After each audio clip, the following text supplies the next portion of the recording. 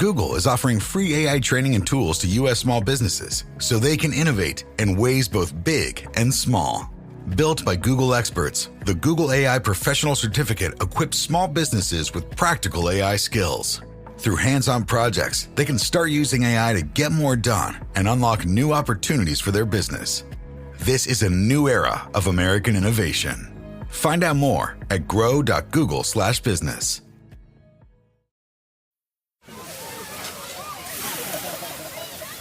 This summer, serve up the cookout classics, Kraft mayo and dressing. Toss green salads with delicious ranch dressing or zesty Italian. Serve smooth, craveably creamy potato salads with mayo. We all know it's not a cookout without Kraft.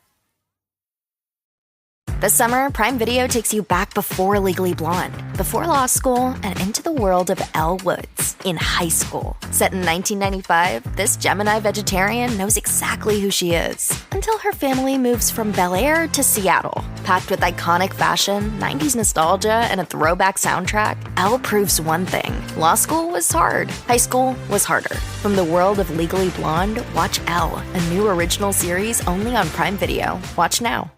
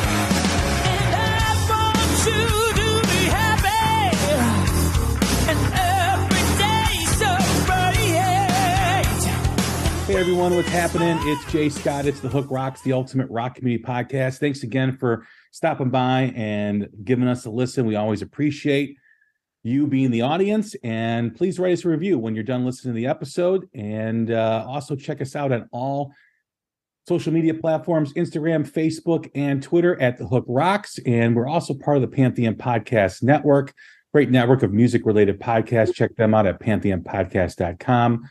Don't forget to set your app to automatic download so you get the latest episode right to your phone.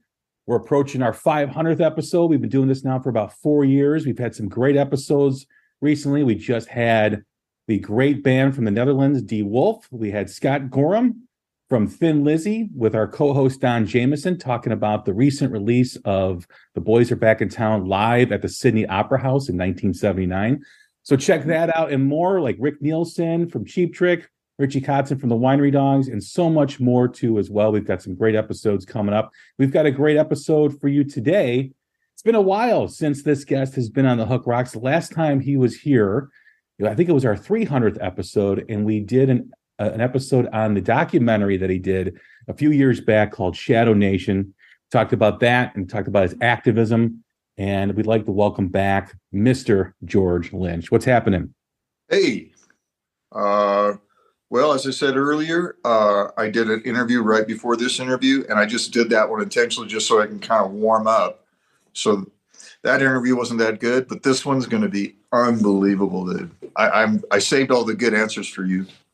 Well, you've always given me good answers. The first time I interviewed you, you talked about this project, this dream project that you have about doing or recording songs in different locations around the world, whether like it's a national park, or like Joshua Tree or something like that.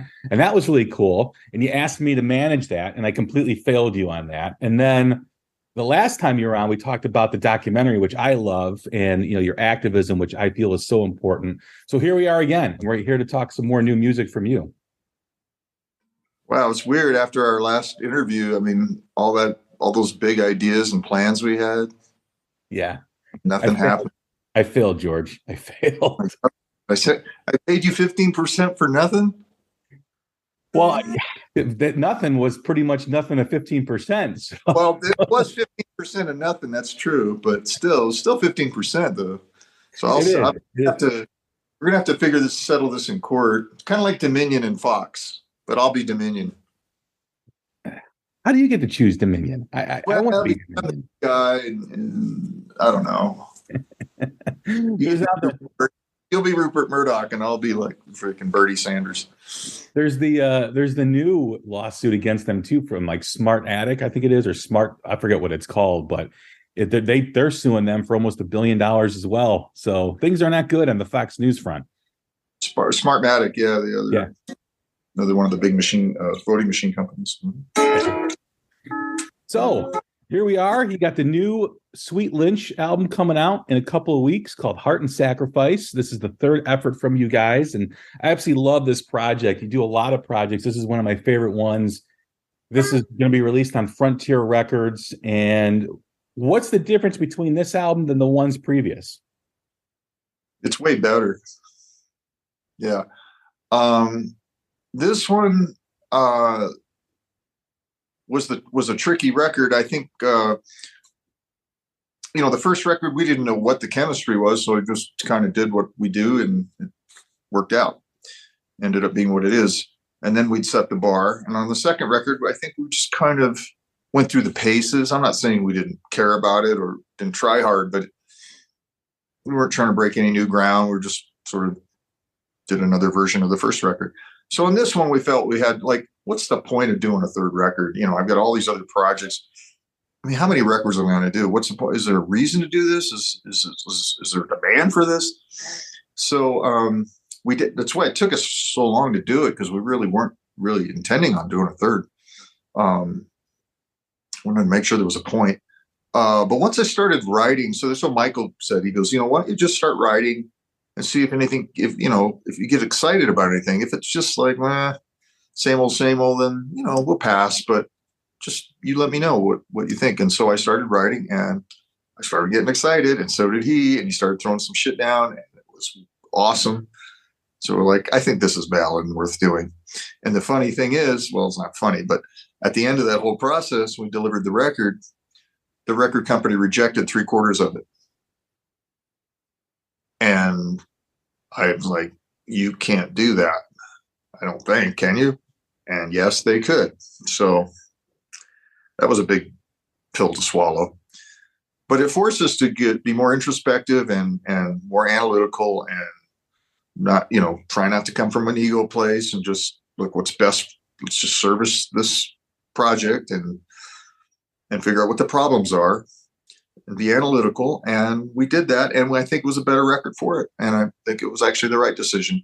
But even more irony on top of that is those 4 rejected songs that I had to eat and redo. I mean, they trashed them. We just had to, nope, these are not going to be on the record. Start over. I took those 4 songs and I put them on another record, which is another project I have with that same label. And they love it, but also did not realize they were the same songs that they'd rejected. In fact, what they said to me was, now this is great. Now, why didn't you give it this the first time?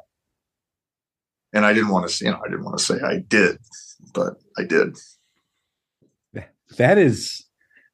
That's odd. I mean, you have to ask yourself with that situation, did they really listen, the first time around, or did they just reject it based on a couple of things maybe they heard, and maybe the person didn't really listen? Because to have a complete 180 on that, it's got to be frustrating for you as an artist, but again, it benefits the project that you're doing now. Well, there were some changes, I did some arrangement changes and things, but they were 80% was the same song, but with a different singer. That was the thing. Okay. Yeah. So they became Lynch Mob songs on this new record we just finished called Babylon. It'll be coming out the summer, the spring, or the fall, I guess. But hey, I don't like wasting songs. It's just like when I grew up, we never wasted anything. My parents were Depression era, came through that and the war and everything. So my father never threw anything. Everything was repurposed and reused, and you never left anything on your plate. It was that old school kind of thing, and I've never ever unlearned that, and I'm kind of the same way with songs. I don't throw any songs away. I use all the parts. Anything that was ever unused or was rejected, I'll rework it and I'll work it into something else. And, try to be economical with all my resources. Is it also about the time too that you spend? I mean, it's not just about the material that you created. It's also about the time. I mean, to create something takes time. It's not just something that magically comes out of your fingers and you play. So it's got to be about that as well. Like you spent time, you kind of sweated over it, and you want to see it come to life at the end of the day. Yeah, I mean,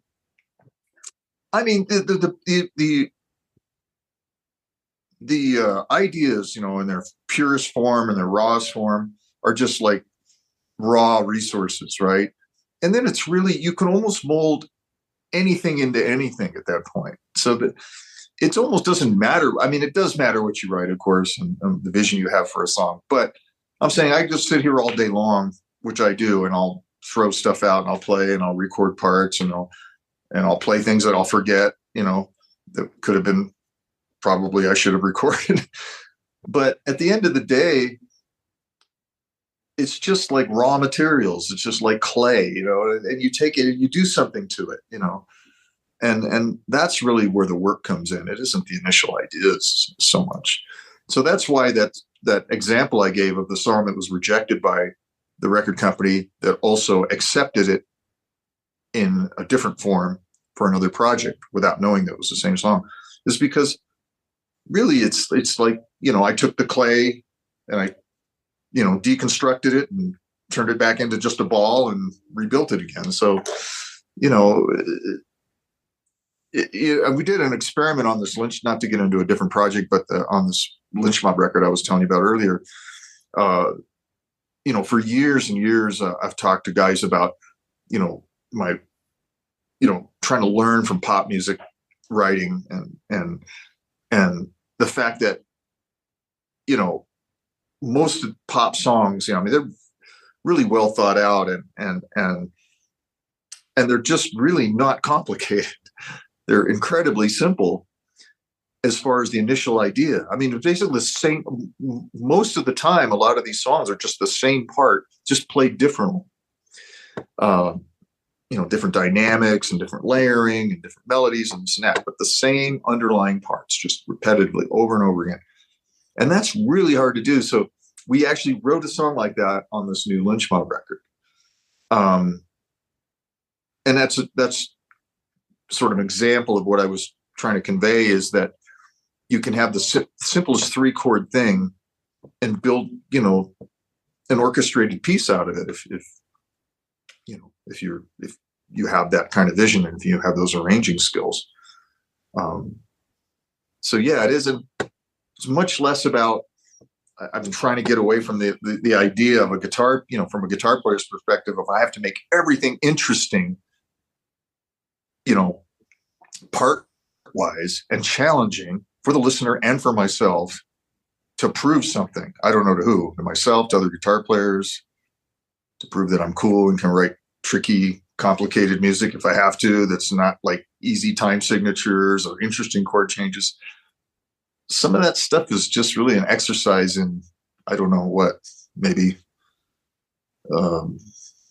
pointless.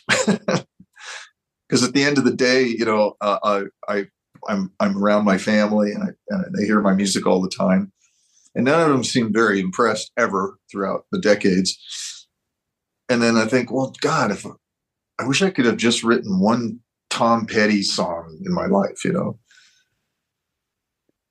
For you to do that, I mean, one of the things I admire about you is your willingness to evolve.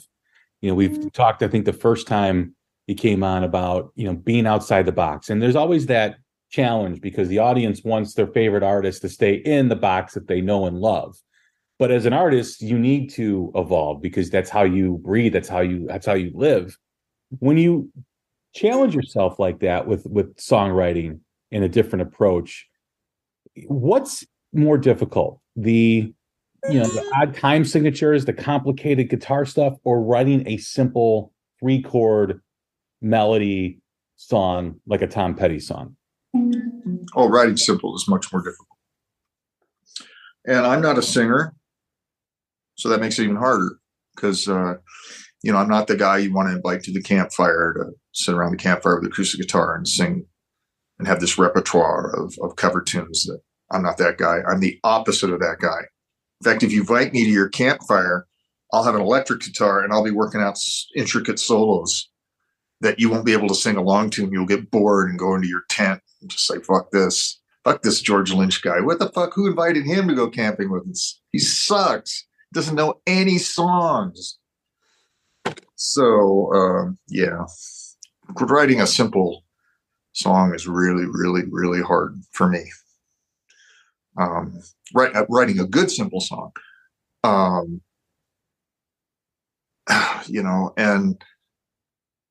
all the guys that do that sing. And I'm in my mind, I'm the world's greatest singer. I'm Al Green meets Aretha Franklin meets James Brown meets, on and on and on and on. Sly Stone. I mean, I'm Pavarotti. I in my head.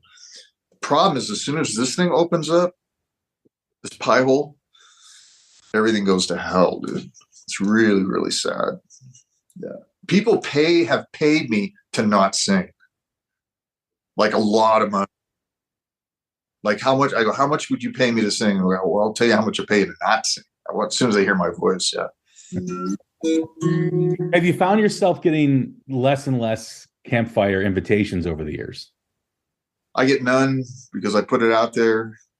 Not for hire at campfires. I have a shirt that says that, and people know that.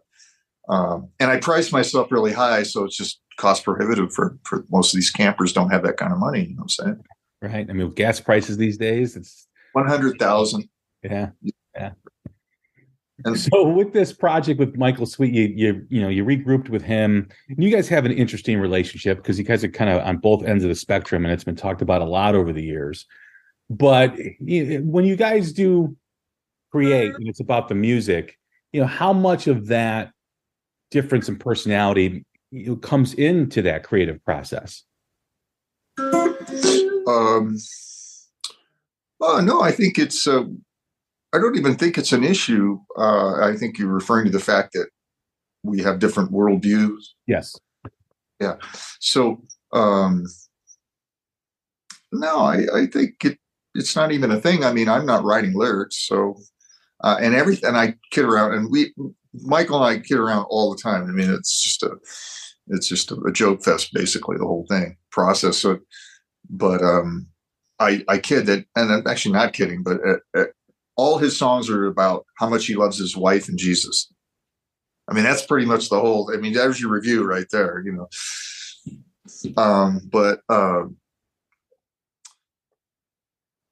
We've toyed with the idea of doing a concept record, which he would be open to, but then when you just think down past one layer, you go well, that would be impossible.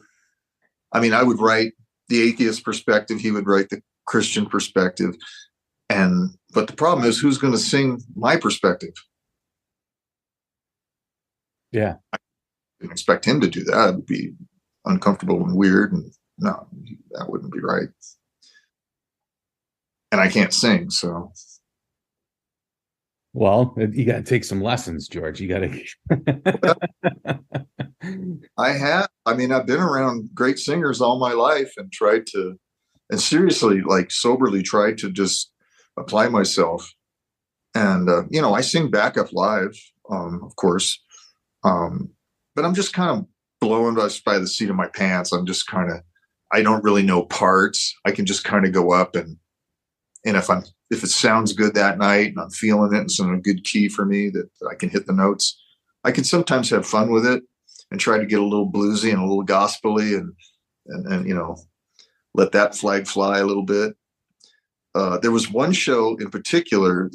I'll never forget this. We've been doing a lot of driving. We were doing like a week or two of shows, and the band was doing a lot of driving because it was back east. So it wasn't so much flying.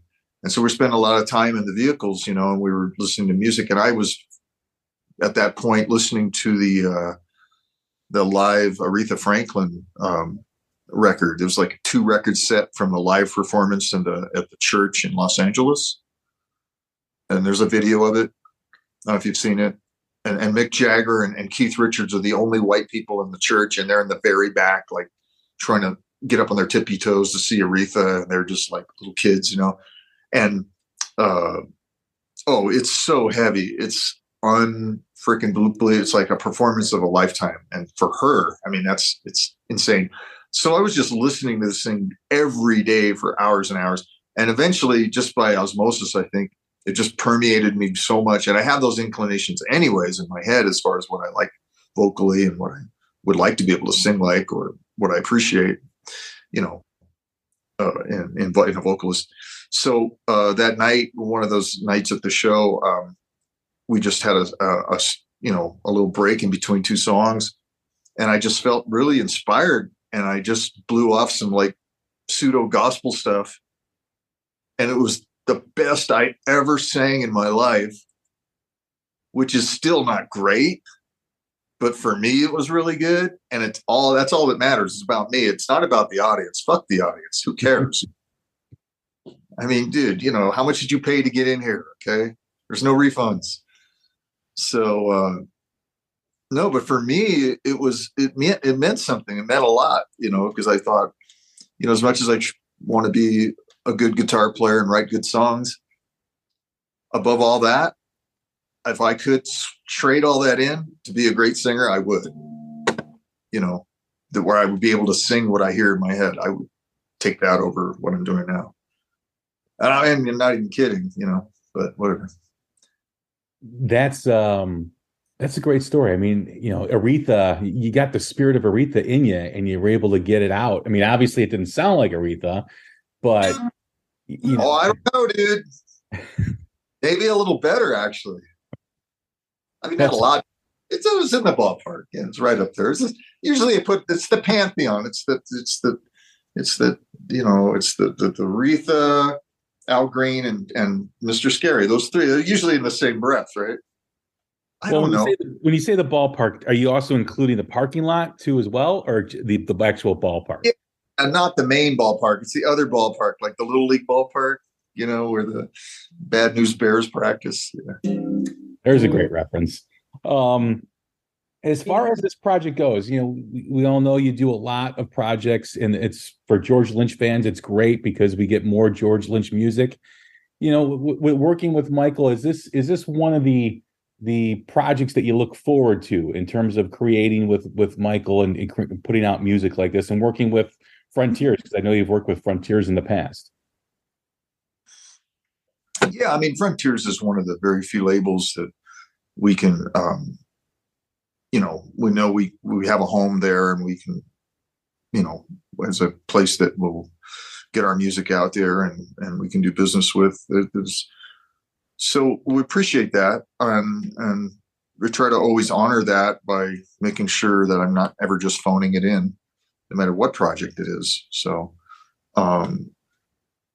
but yeah,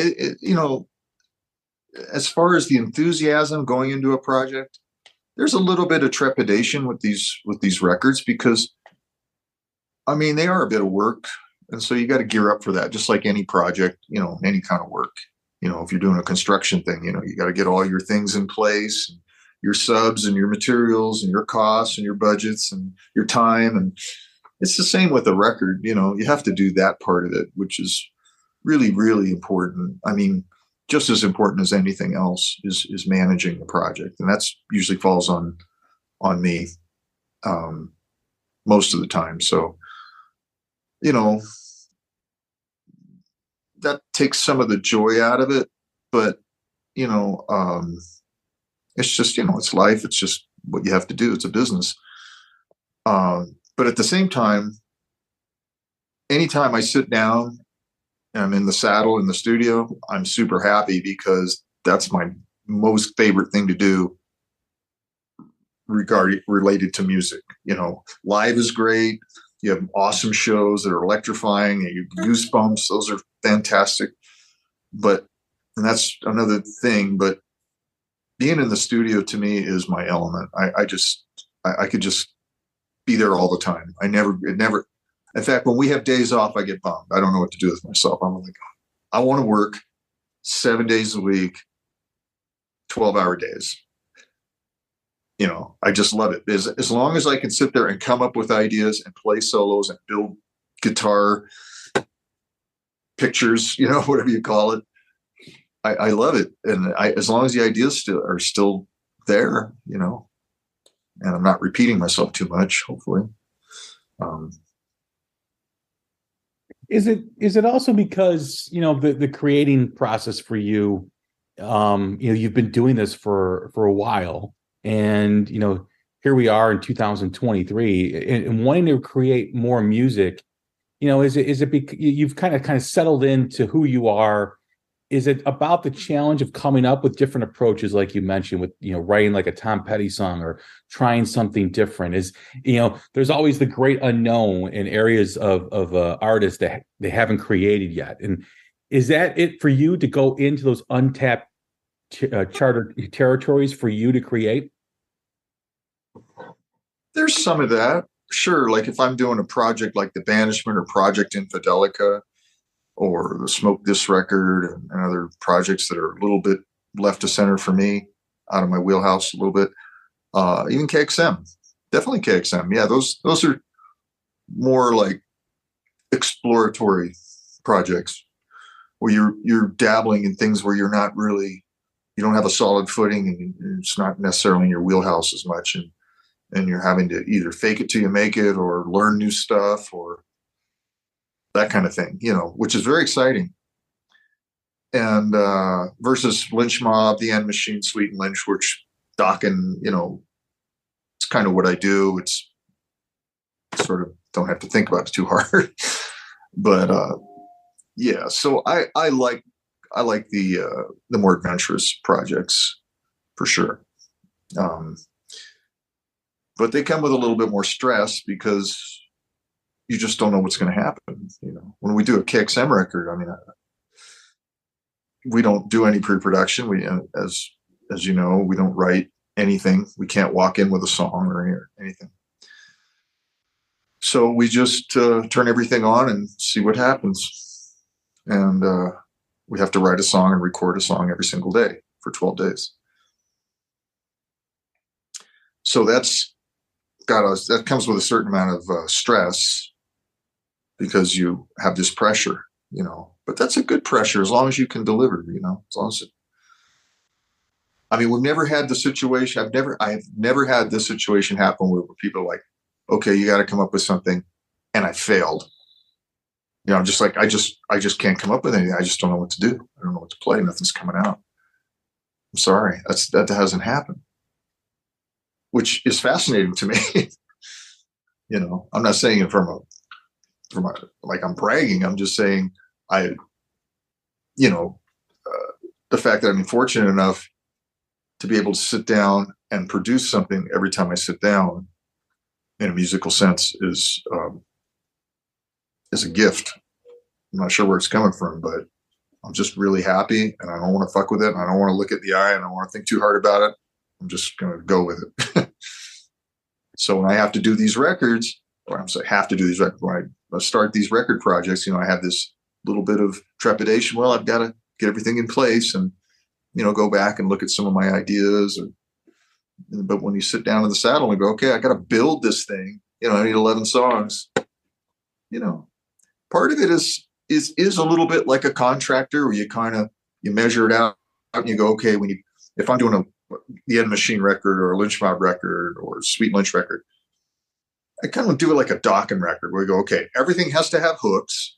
We have to have a variety of tempos and we have to have a variety of keys, and we have to have a balance between the accessible melodic hard rock and then the more challenging, heavier, weirder stuff, but not too weird, and put that all together and make a nice balanced record and you're not going to want to skip the needle over any of those tracks from A to Z.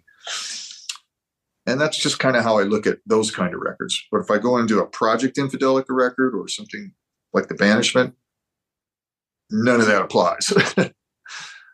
So kind of in the wilderness at that point, creative wilderness, just like, not sure what's going to happen here. You also create when you're making guitars. That's another outlet for you, another creative outlet. And recently, you put together a guitar that's a tribute to Eddie Van Halen, someone that you more or less grew up on the Strip with, playing music and being in bands in the early days. What was that project like for you, creating that? Did it come with an idea kind of like with the music, or did it just, you sat there in your place of creating guitars and just thought up what you wanted to have on that tribute guitar? Well, I mean, Eddie going away left a huge void in all of our hearts and lives. I mean, a guitar player community and fans, of course. But I mean, the fact that we're both SoCal guys and from the same generation and have shared experiences and stuff that was even, more deeply felt. And even to this day, sometimes I just be walking around and doing my day and think about it just out of randomly, just like, and I have a lot of guitar player friends who do the same thing. We're just like, wait a minute, Eddie's gone? I can't get my head wrapped around that,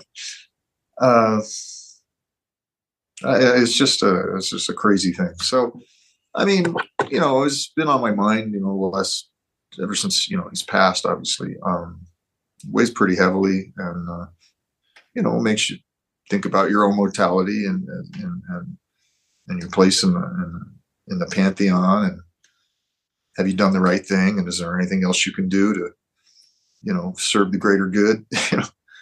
So I don't know. It's just, it was a very, very difficult one. That Eddie and Beck going away was a paradigm shift. But as far as the guitar, I wouldn't read too much into that guitar. It wasn't like of course it's, a tribute to him and we were sort of friendly-ish, for many, many years, but, when I get in there and I start painting or staining or cutting or whatever I'm doing, I can't quite honestly say I have a plan. It's kind of like when I'm writing songs, I just wait to see what happens. It was just kind of almost like a joke at first. I was with my tech, and we were spending a couple of days at the shop between tours, and we started messing around with some bodies, and I brought him down. And sometimes when we're home, we'll go in there and work together and knock some things out. And I call those spec guitars because most of my guitars are built per order, and people want something very specific. But then what I really am trying to emphasize more now is my spec guitars. So what I'll do is I'll just have a body, let's say, laying around that I picked up from wherever. I'll have a neck off one of my old guitars. I'll have some pickups that are maybe prototype wounds that Seymour made me before the, early Screaming Demons or something. He wound me like 8 or 9 prototypes before we finally nailed it. Stuff like that. Interesting stuff, that's kind of has a story behind it. And I'll start putting these things together and like, okay, well, what do I do with this body? I've just got like, an old Charvel Strat body or something. Well, so, the Eddie thing was one, but show the 3 different variations of the Eddie color schemes on one guitar. That's relatively easy to do, just tape it up, just spray paint. I mean, literally takes, a couple hours. Or then I'll get into carving, and I did one called the Tree of Life, and that's, I traced out a tree and I carved this tree and I just kept going and going. But you're right in the sense that working on these guitars is very similar to writing and playing guitar or writing songs. You just kind of lose track of time and space and get so immersed in it, and you just see where it takes you. And it's like meditation. And my wife's a yoga person. She owns a yoga studio, and that's her, very involved in all that stuff very deeply. And I would try to go to her shala, her studio, and meditate. And in other instances in my life, I've tried to do that. If we knew more about our sleep, what would we do differently? Would we go to bed at a consistent time or take steps to reduce interruptions to our sleep? With Sleep Score, Apple Watch measures your bedtime consistency, interruptions, and sleep duration. Then, every morning it combines these factors into an easy-to-understand score from 1 to 100. So you'll know how to take the quality of your sleep from okay to very high. Know your sleep score with Apple Watch. iPhone 11 or later required. If you've ever blasted synth beats from your boombox or burned CDs for your besties, this one's for you. As people get older, much like their music tastes, their health needs change. AG1 is the simple daily health drink designed to deliver over 75 essential daily nutrients and pre- and probiotics to support energy, digestion, and mood, so you can make the most out of every decade and dance break. Learn more at drinkag1.com. And I can never do it. I mean, I know there isn't good and bad meditating. I understand that, but I just never just could get to that place where I felt I did anything that was doing any good. The mind just couldn't turn it off. But then one day I was talking to her and she was going, you know what? I think when you play, because I'm watching you play, I think that you're meditating already. And when I work on the guitars, definitely you just go into, I don't want to say trance, but you just sort of, kind of lose yourself. You lose yourself in that process. And I think a lot of people do that. If you really think about it, it doesn't have to be necessarily a creative endeavor. It could be any kind of occupation. Sorry, my wife just got here. She's been digging holes in the ground. Sequia ditches. Sequias. Yeah, well, I mean, are we doing the Joe Pesci route with the digging the holes in the desert? Oh, these are good holes. These are for where we live up here in northern New Mexico. They have these ancient canals called sequias that the Hispanic settlers built networks of, which allows this whole portion of New Mexico to thrive, agriculturally. Water's life. So these sequias are fundamental to the these. The livelihoods of all these people, animals and food, and just be able to exist. Very important. So you have to maintain those systems. And so we go out and service the sequias, do maintenance things. So basically shovels and picks and hose. The other kind of hose. I took my son to New Mexico several years ago. It was one of my favorite trips with him. Such a beautiful state. I love how wide open it is. And it's just, we were down for part of the trip, we were down in Las Cruces. And we went to this Mexican restaurant, which is probably the best Mexican food I've ever had. And I actually think they make it in Mexico, and there's a tunnel underneath that they bring the food back and they serve it, because it was so authentic and it was so great. It was absolutely incredible. Oh, dude, you're making me hungry right now. Yeah. God. Yeah. It's the best place in the world, but I just don't want to tell anybody about it because some of the people might come here. Yeah, that's what does happen. You mentioned Jeff Beck, passing too, and how that him and Eddie were both kind of a paradigm shift when they passed. And you've mentioned on this show and others how much Beck meant to your playing. Beck's Bolero was like a game changer for you. with Eddie passing and Jeff Beck passing, what's that like for you as a guitar player, with these, Beck being more of an influential guy, Eddie being more of a contemporary, someone that you were playing with, same clubs and some nights the same gigs. How is that for you, and how does that change your perspective on things? How does what change my perspective? How does their passing change your perspective? And when you reflect on them and you also look to your own life. Well, I think everybody has a tendency to, see somebody passes in their sphere, makes them think about their own mortality and the weight of their existence and what they've contributed or what they've created, or,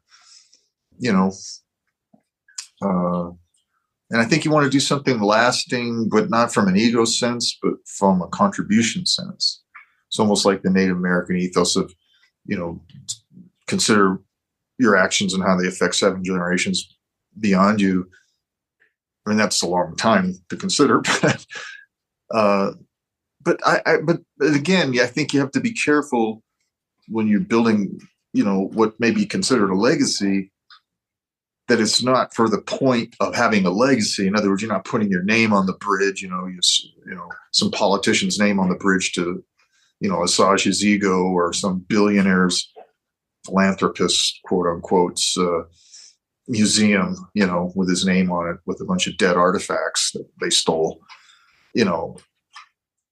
but doing something that actually brings some benefit or joy to, the greater world, and or even one person. I don't know.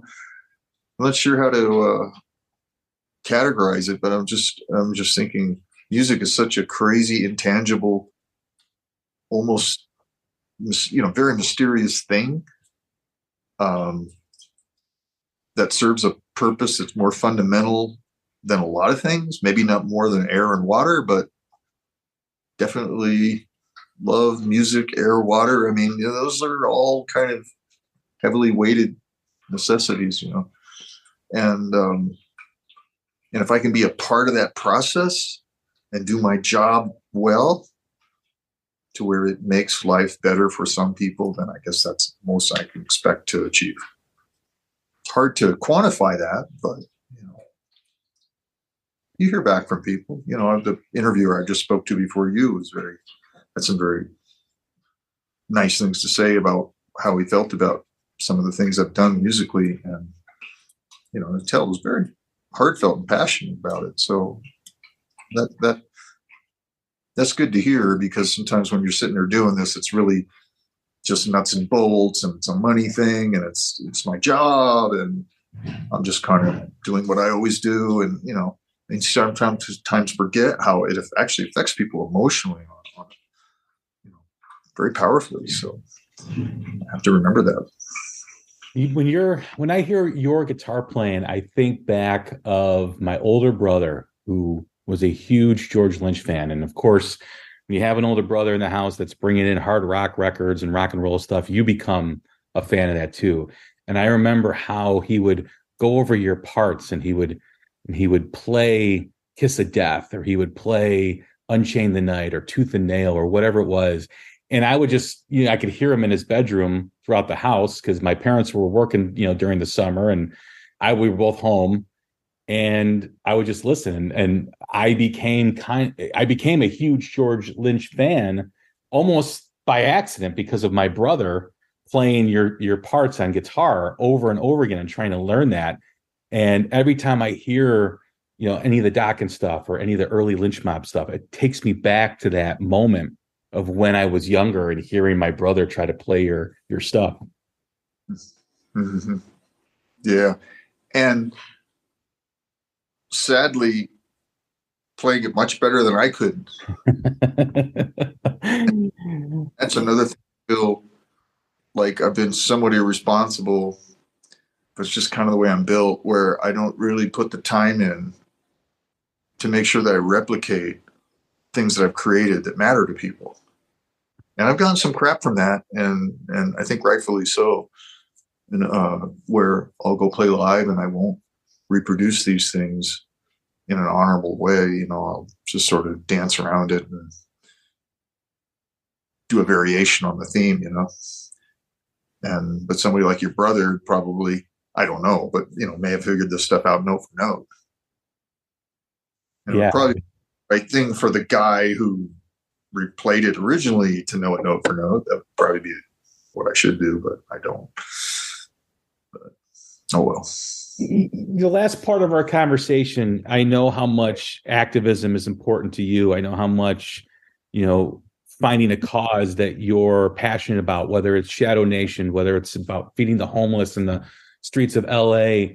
What are you doing now in terms of, activism and charity work and causes that you're passionate about? Well, working on the left side of issues, progressive side of issues, is very unforgiving, unrewarding in the sense that, the money's on the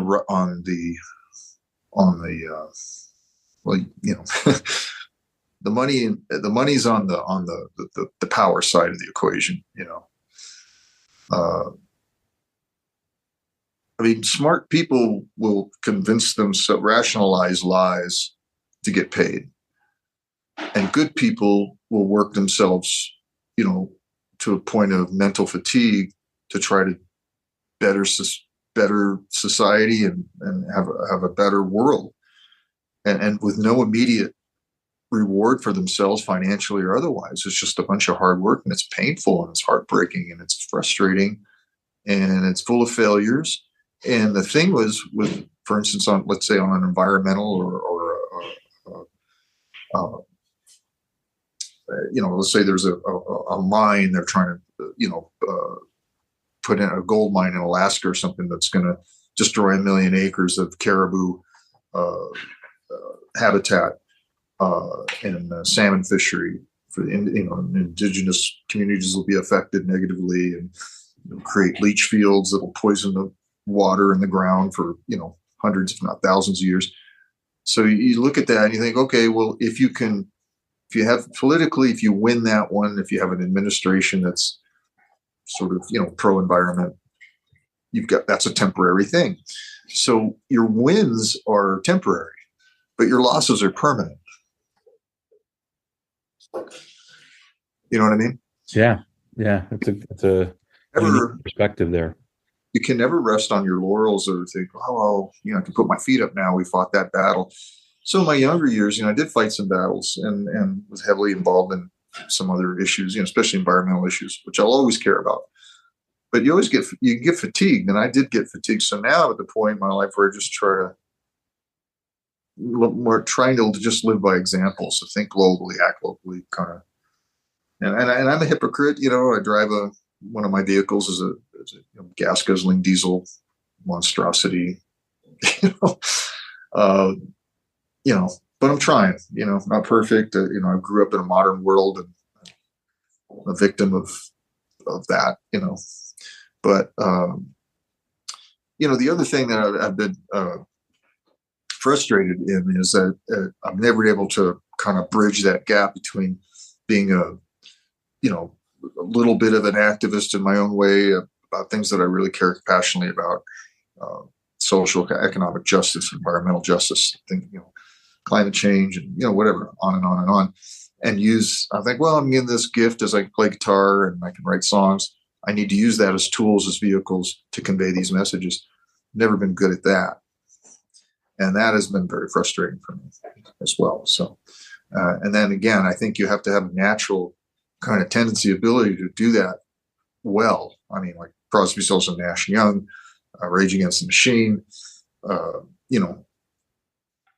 whoever, there's John Lennon. These things naturally. I've never had that.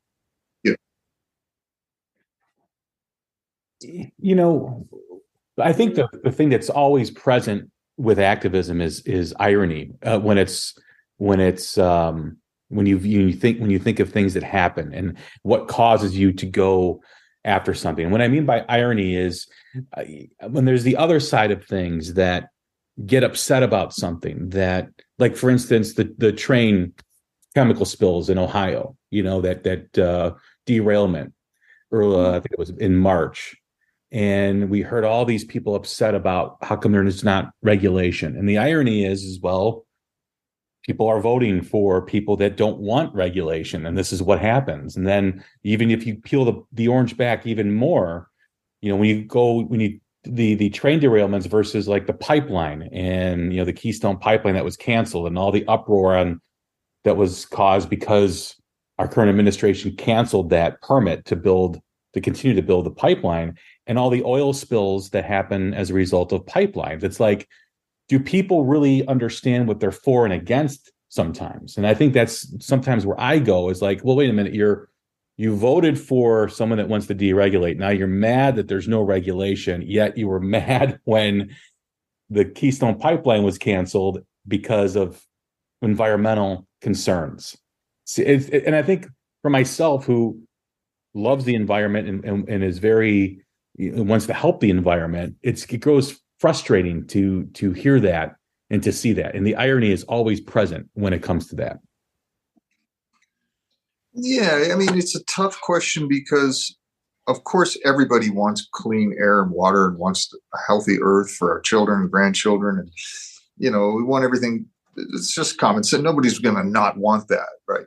But at the same time, what's the more powerful thing?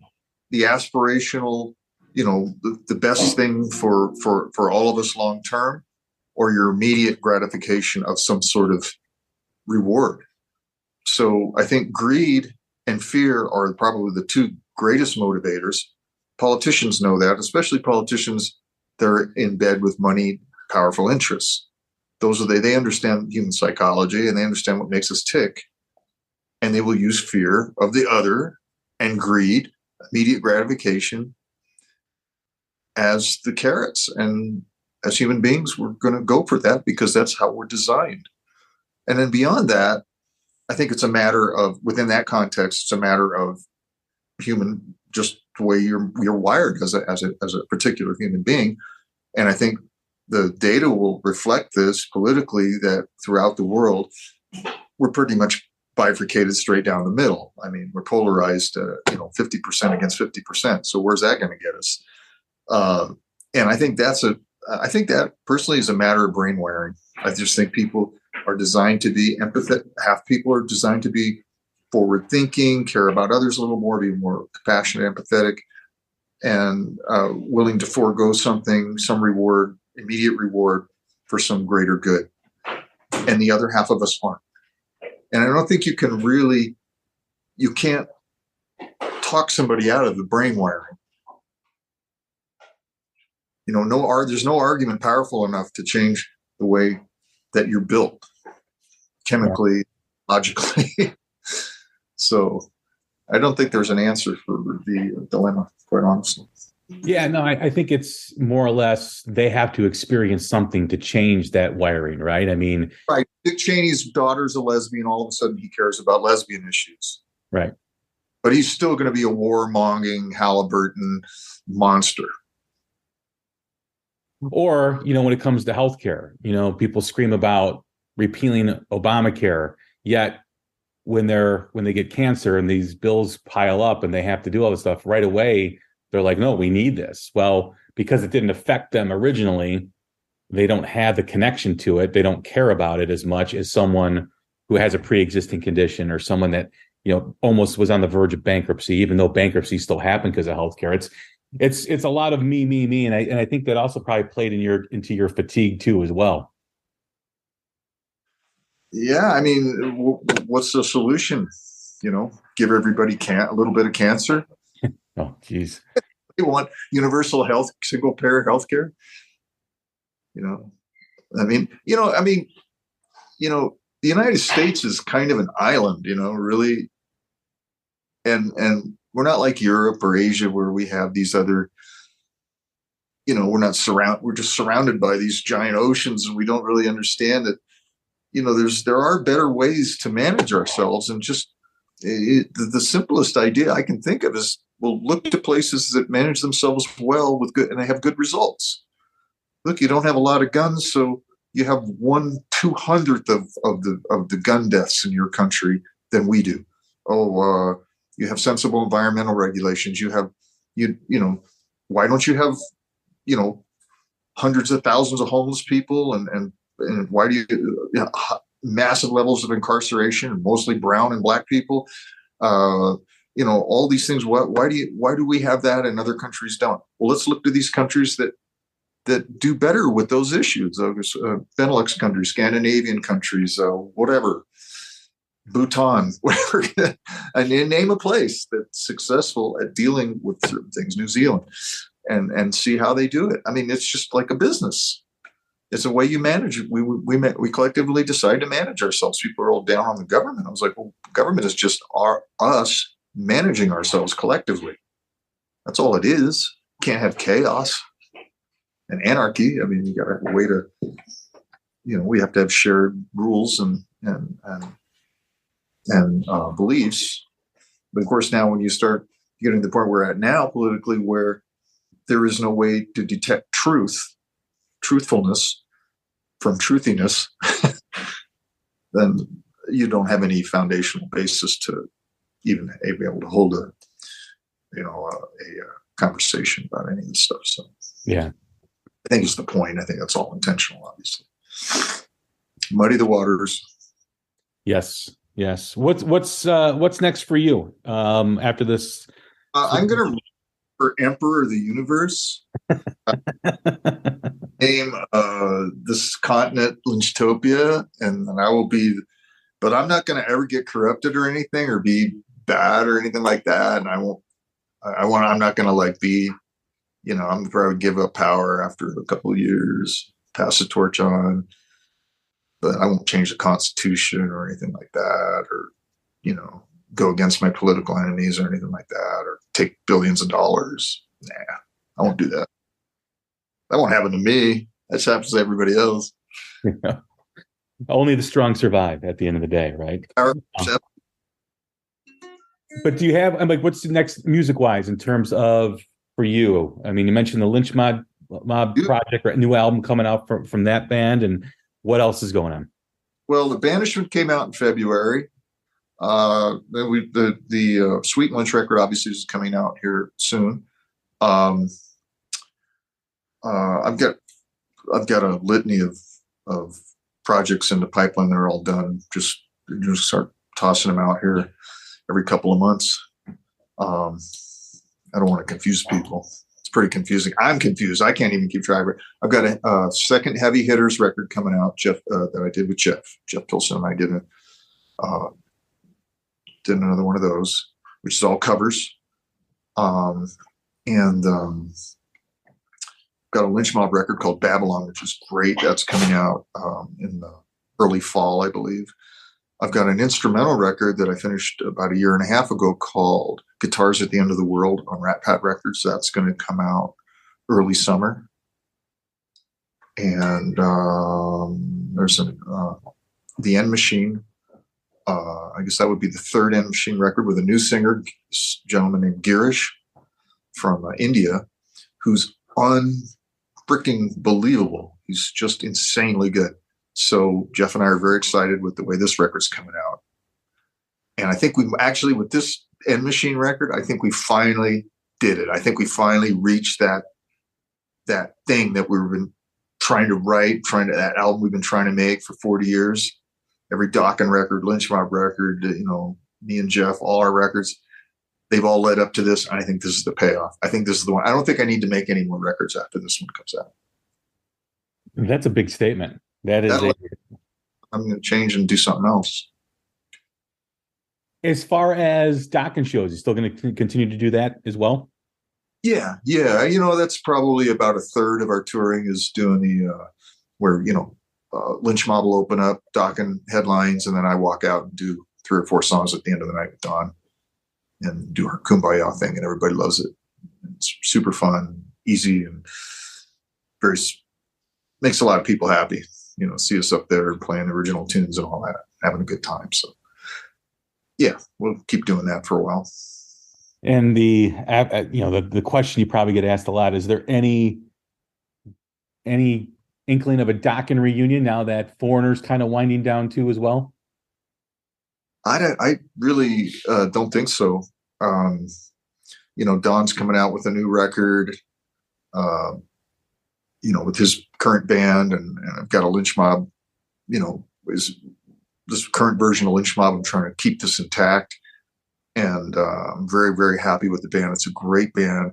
That's my touring vehicle, and so we tour a decent amount. We do a decent amount of touring, and now we have our first record, with this lineup, reestablishing, the name after I got rid of the name for a couple of years, brought the name back. And, if I've sort of got to commit to that, and if I take a commitment away from that, then that falls apart. And the other thing is, we've tried to put the Dokken thing together and do a reunion many times in the past. And we've had really sincere, dedicated efforts to do that, had a lot of people involved. And they always fell apart, obviously. So I don't know. I think the momentum is not there as it was, in the past years. So we're getting kind of older. And I think the bottom line, and Jeff and I talked about this, and so did Don and I, we said, well, unless it's a great record, really is the bookend to our whole catalog, starting with Breaking the Chains. Unless it's a great, great record. Great performances, great writing, great sounds. Unless we can pull that off, what's the point, And I don't know if we can pull that off, quite honestly, because that was a different time, a different era. We were all made of different molecules. And I think doing a Dokken record and trying to make it fit in with that library of material would be a little disingenuous, because we don't write that way anymore. We're not those people. I'm not saying we couldn't write good songs and play well, but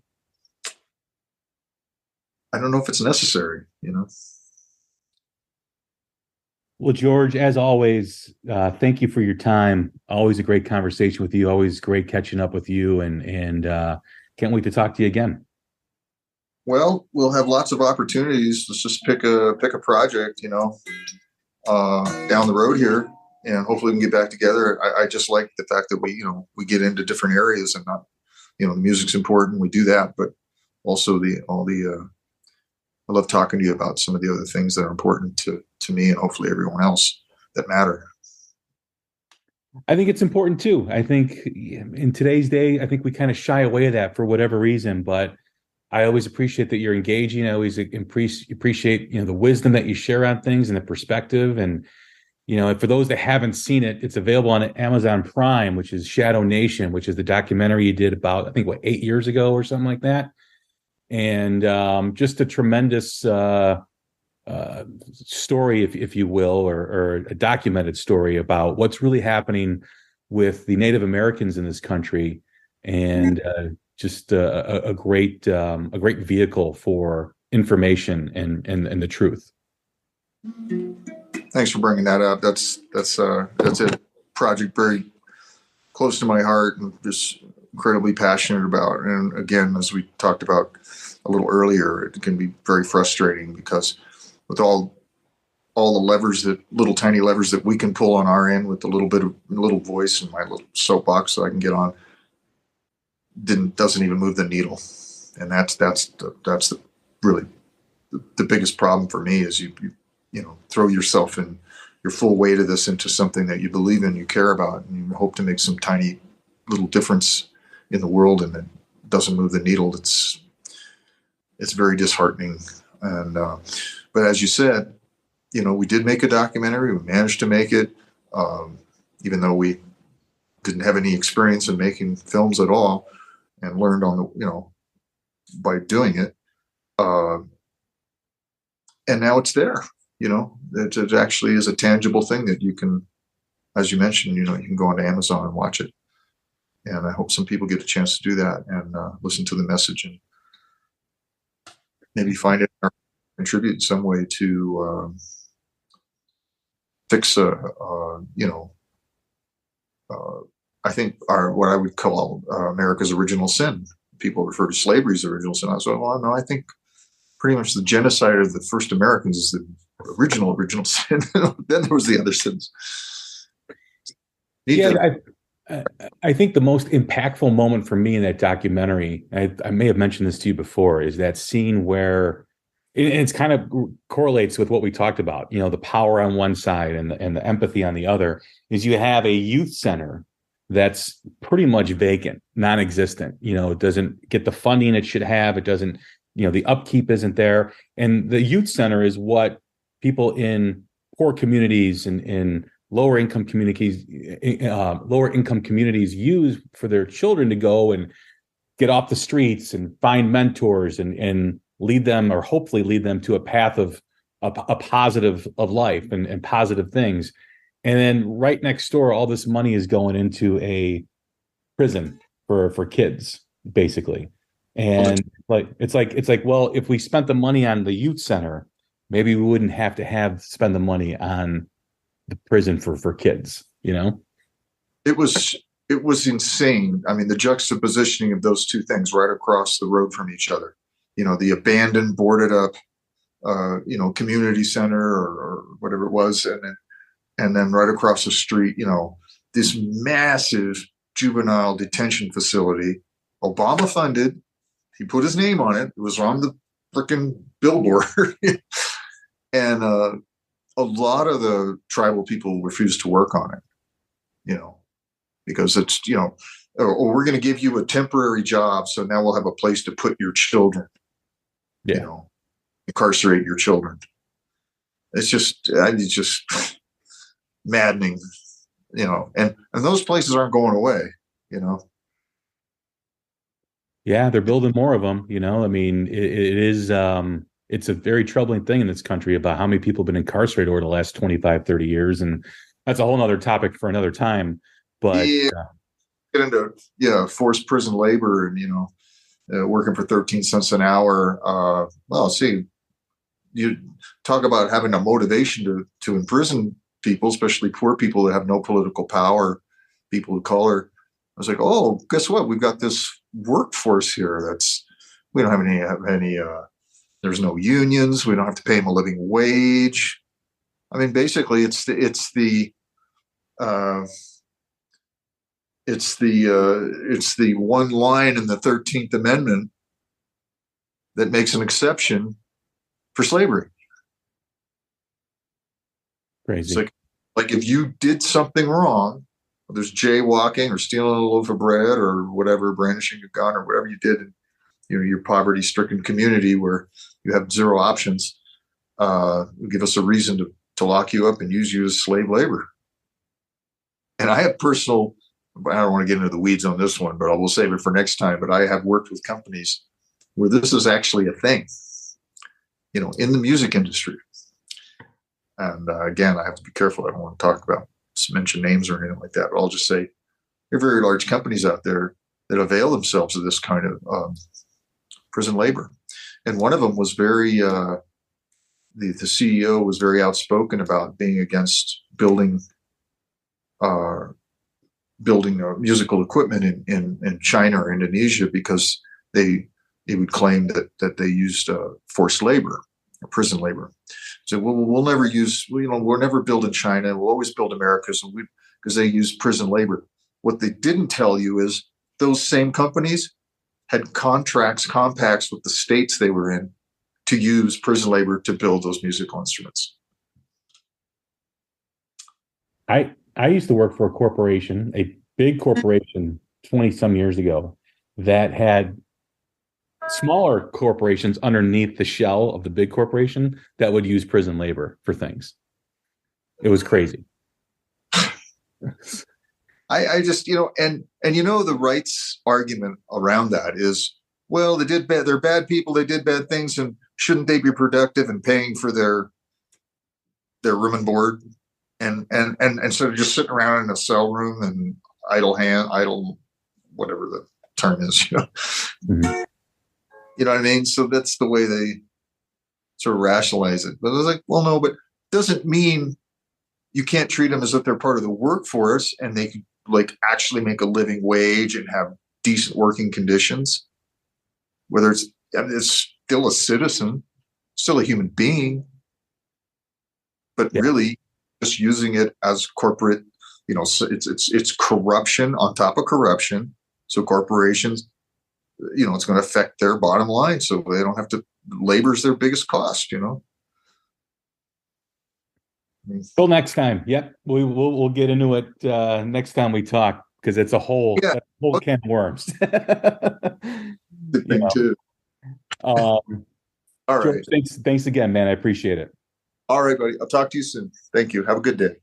All right, everyone. That's George Lynch. I'm Jay Scott. This is the Hook Rocks, the Ultimate Rock Community Podcast. Thanks again for tuning in. Take care of each other. Stay safe. We will talk soon. Thanks.